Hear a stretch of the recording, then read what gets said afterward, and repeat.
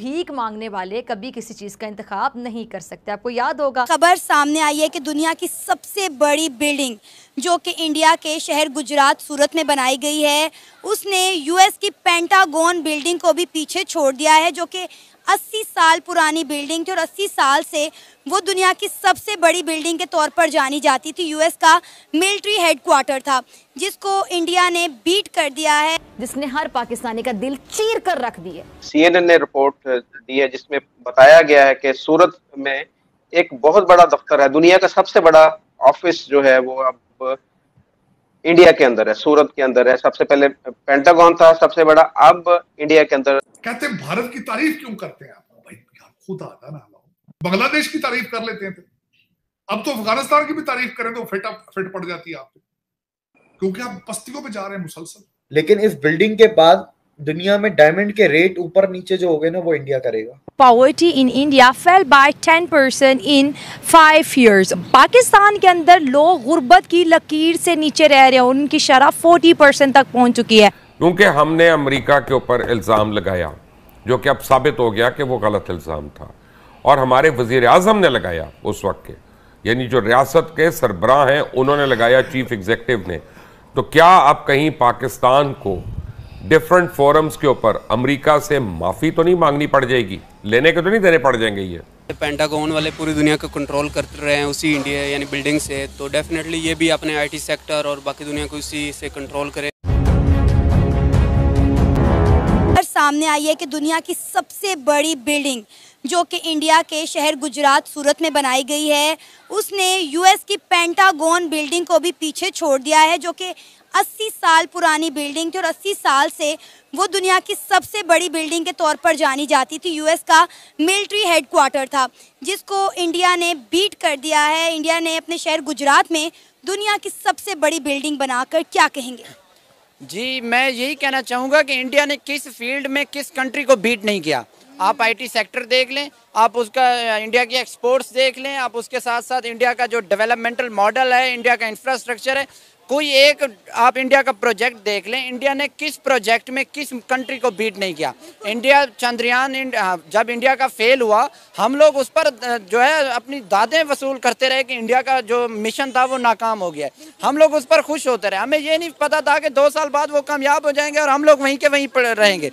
हम आज भी वहीं पर हैं, उनका मिशन कामयाब हो गया। अब हमारी सफ़ों में जो है वो खलबली मची हुई है, सफ़े मातम बिछी हुई है कि इंडिया जो है वो आसमान तक चला गया, हम लोग अभी तक यहीं पर हैं, हमारे साथ कुछ नहीं हुआ। हम तो ज़मीन पर ही तरक्की नहीं कर सके, आसमान पर जाना तो बहुत दूर की बात है। कुछ दिन पहले इंडिया के प्राइम मिनिस्टर नरेंद्र मोदी ने एक स्टेटमेंट दी थी। उन्होंने कहा था, फ्रांस में उन्होंने ये स्टेटमेंट दी थी, उन्होंने कहा कि इंडिया में टैलेंट भी है, इनोवेशन भी है, इंडिया में टेक्नोलॉजी भी है, इंफ्रास्ट्रक्चर भी है। जो इन्वेस्टर इंडिया में आकर इन्वेस्ट करेगा, इंडिया उसको जो है भारी रिटर्न्स देकर जाएगा। मतलब देखिए इंडिया के प्राइम मिनिस्टर कितने कॉन्फिडेंस से जब ये बात कह रहे हैं कि यहाँ पे इंफ्रास्ट्रक्चर भी है, इनोवेशन भी है। तो जब एक मुल्क का प्राइम मिनिस्टर इस तरह के बयानात देता है दूसरे मुल्कों में जाकर, तो डेफिनेटली उनकी आवाम में भी एक कॉन्फिडेंस डेवलप होता है। जी बिल्कुल, आपने सही कहा है कि जब प्राइम मिनिस्टर अपनी आवाम को ओन करता है तो आवाम में जो है वो एक कॉन्फिडेंस बूस्ट होता है। हमारे मुल्क में तो सूरत हाल ये तक है कि हमारी जो पॉलिटिकल लीडरशिप है वो अपने कारकुनान को ओन करने के लिए तैयार नहीं है। आवाम तो बहुत हाई लेवल की बात है। हमारी जो लीडरशिप है, पॉलिटिकल लीडरशिप है, चाहे पाकिस्तान जो बड़ी मेजर पार्टी है, पाकिस्तान तहरीक इंसाफ को देख लें, PMLN को देख लें या पाकिस्तान पीपल्स पार्टी को देख लें, जब कोई वाक़या हो जाता है, अभी रिसेंटली 9 मई का वाक़या हुआ, पाकिस्तान तहरीक इंसाफ की लीडरशिप ने अपने कारकुनान से जो है बेदखली का ऐलान कर दिया। वो अपने कारकुनान को भी नहीं वो कर रहे थे।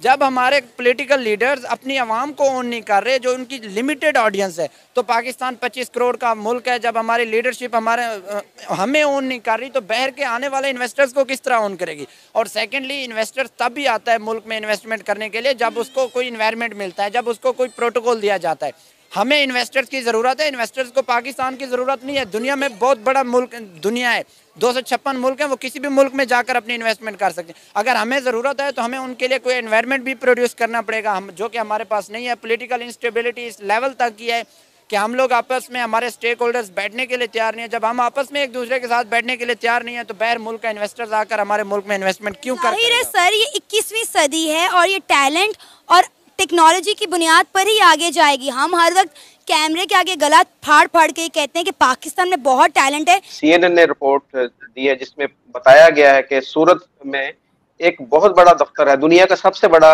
ऑफिस जो है वो अब इंडिया के अंदर है, सूरत के अंदर है। सबसे पहले पेंटागन था सबसे बड़ा, अब इंडिया के अंदर सूरत है।